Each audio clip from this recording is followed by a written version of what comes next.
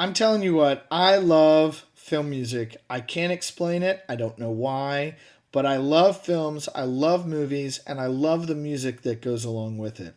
Honestly, I've taught a semester long course on the history of film music and how the film music affects our emotional reactions to certain characters, certain themes, certain events that happen on screen. And I love how all of that works, how composers of film music are able to psychologically mess with our brains and our hearts, our emotions while watching a film. Now, what's interesting to me is that film music originally back in the 1920s, 30s, 40s, and 50s, kind of during the golden era of film, the first major film composers all came from Germany, all came from Austria. They were classical composers in the style and history of Wagner. And so most of the early film scores were written like operatic film scores in the style of Wagner. In fact, one very famous composer named Korngold said, film is just opera, but without all the singing. So the idea of leitmotifs connecting to certain characters, like we talked about with Wagner and the Ring of the Nibelung, with the Lord of the Rings composer Howard Shore, he created leitmotifs, those themes that attach to a certain character or attach to a certain location.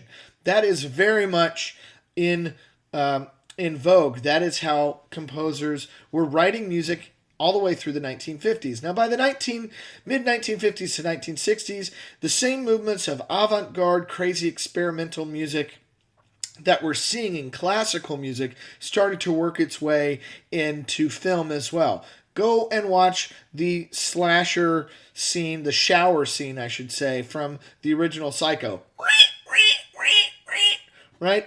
That's not real notes. Those are crazy glissandos on high in the range for violins to make those stabby noises, right?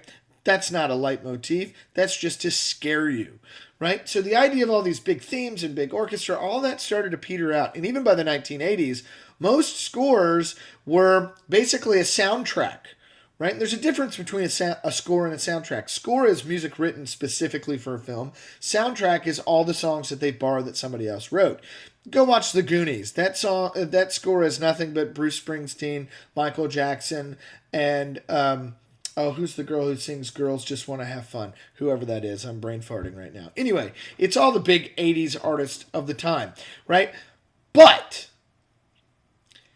John Williams, who you study in this chapter, comes along and says, I'm going to bring back that golden age orchestra, that big orchestra. I'm going to write themes that are good and evil. And what do we get? Dun, dun, dun, dum, ba-dum, bum, ba-dum. It's perfect for Star Wars. It's perfect for Vader. It's his Vader Imperial March theme, right? Kind of taken a little bit from a Russian composer named Shostakovich, who was writing a theme that was meant to sound kind of like Nazis marching into Russia. John Williams borrowed heavily from that piece, and that's kind of John Williams' shtick. He borrows heavily from a lot of classical compositions, but he manipulates them in such a way that they become fresh and new and original.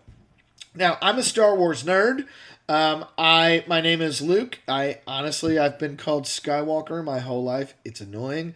I've been asked who my daddy is all the time. It's annoying. And I just have to say, anytime my dad calls, this is what my phone plays. I am your father. Because I'm a dork. Also, when my wife texts me, this is what I hear. What is thy bidding, my master? Let's hear that just one more time because it's fun. What is thy bidding, my master? I know, I'm a self-proclaimed Star Wars nerd. I don't read the comic books. I don't go to Comic Cons. I don't dress up. But I do love the movies. And the music in it is stellar. So enjoy the clip from the textbook.